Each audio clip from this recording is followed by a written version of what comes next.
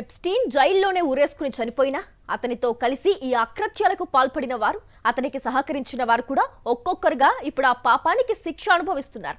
ప్రపంచాన్ని మార్చిన టెక్ మేధావి, వేల కోట్ల దాన ధర్మాలు చేసే మానవతావాదిగా పేరు తెచ్చుకున్న మైక్రోసాఫ్ట్ సృష్టికర్త బిల్ గేట్స్ ఇమేజ్ కూడా ఎప్స్టీన్ తో సంబంధాల కారణంగా మసకబారింది. జెఫ్రీ ఎప్స్టీన్ అనే సెక్స్ రాకెట్ కింగ్ పిన్ తో గేట్స్ జరిపిన ఆ రహస్య మంతనాలు బిల్ గేట్స్ జీవితంలో అతిపెద్ద మచ్చగా మిగిలిపోయాయి. జెఫ్రీ ఎప్స్టీన్ అమెరికా రాజకీయ వ్యాపార వర్గాలను శాసించిన ఒక లైంగిక నేరగాడు. 2011లో ఇతనితో బిల్ గేట్స్ పరిచయం మొదలైంది. ఎప్స్టీన్ ఇల్లు అంటే అది కేవలం ఒక భవనం కాదు, అది ఒక రహస్య సామ్రాజ్యం. అక్కడ జరిగే విందులు, విలాసాల మధ్యే గేట్స్ ఎప్స్టీన్ మధ్య డీల్స్ కుదిరాయి.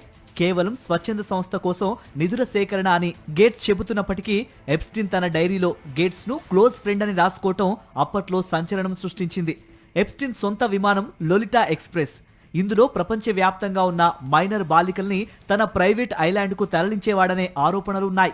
2013లో బిల్ గేట్స్ కూడా ఈ విమానంలో ప్రయాణించారని విమానయాన రికార్డులు, ఫ్లైట్ లాగ్స్ బయటపెట్టాయి. ఆ విమానంలో వీరిద్దరూ ఏం చర్చించుకున్నారు? ఒక టెక్ దిగ్గజానికి అటువంటి వ్యక్తితో అంత సాన్నిహిత్యం ఎందుకు అవసరమైందనేది ఇప్పటికీ $1 మిలియన్ ప్రశ్న. ఈ కథలో ట్విస్ట్ మిలా ఆంటోనోవా. 2010లో ఒక బ్రిడ్జ్ టోర్నమెంట్లో గేట్స్ ఆమెను కలిశారు. తర్వాత ఆమె చదువు కోసం ఎప్స్టీన్ లక్షల డాలర్లు ఖర్చు చేశారు. అయితే 2017లో ఎప్స్టీన్ గేట్స్ ను బ్లాక్మెయిల్ చేయటం మొదలుపెట్టారు. ఆంటోనోవాతో గేట్స్ కున్న వివాహేతర సంబంధాన్ని బయట పెడతానని బెదిరించారు. ఒక బిలియనియర్ తన తప్పును కప్పిపుచ్చుకోవడానికి ఎంతటి దారుణమైన వ్యక్తులతో చేతులు కలిపాడో ఈ మెయిల్స్ చూస్తే అర్థమవుతుంది. ఎప్స్టీన్ నీచమైన ప్రవర్తన గురించి మెలిండాకు ముందే తెలుసు. ఆమె తన భర్తను వారించారు, గొడవ పడ్డారు. కానీ గేట్స్ వినలేదు. ఎప్పుడైతే 2019లో ఎప్స్టీన్ మరణించి అతని కేసు మళ్లీ వెలుగులోకి వచ్చిందో అప్పుడే మెలిండా తన నిర్ణయాన్ని ప్రకటించారు.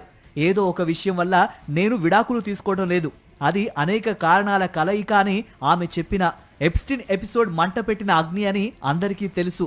అధికారం, డబ్బు ఉన్నప్పుడు ఎంతటి మేధావులైనా దారి తప్పుతారనే దానికి బిల్ గేట్స్ ఉదాహరణగా నిలిచారు. అతనితో కలవడం నా జీవితంలో అతిపెద్ద తప్పు అని గేట్స్ పశ్చాత్తాపం వ్యక్తం చేసినా ఆ నీడ మాత్రం ఆయన్ను ఎప్పటికీ వెంటాడుతూనే ఉంటుంది. ఈ ఎపిసోడ్ ప్రపంచ వ్యాపారవేత్తలకు ఒక హెచ్చరిక.